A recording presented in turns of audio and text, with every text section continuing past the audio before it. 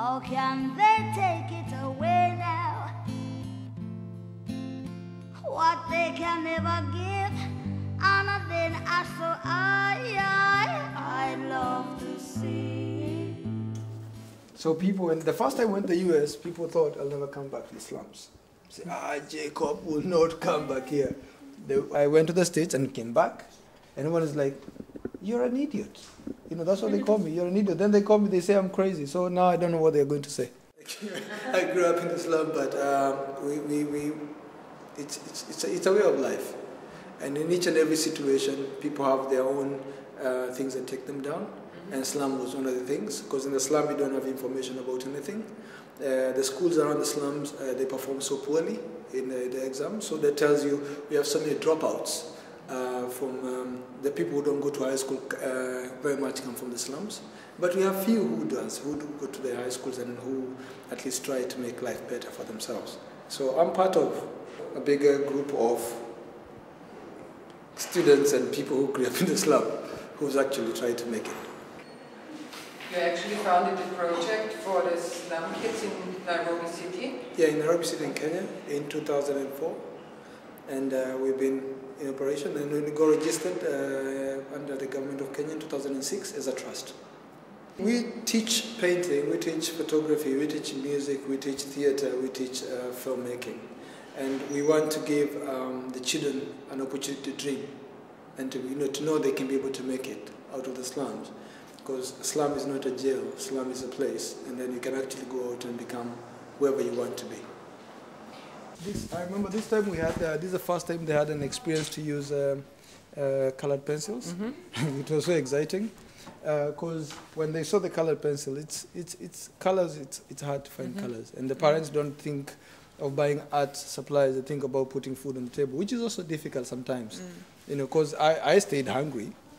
But doesn't say I'm dead. I'm still alive even today, you know. And it was interesting for them to, you know, for me to see them enjoy using the color. There was a lot of them like, colors. The kids actually, could any of the kids actually make some money with what they learned? Yeah, they can. They can. We have had several examples, so many examples of kids who have sold their artworks, and they make money, and then we insist, even if it's there's in an exhibition they sell the artwork, the money goes to the child, and the parents can only spend the money on books and on school uniform.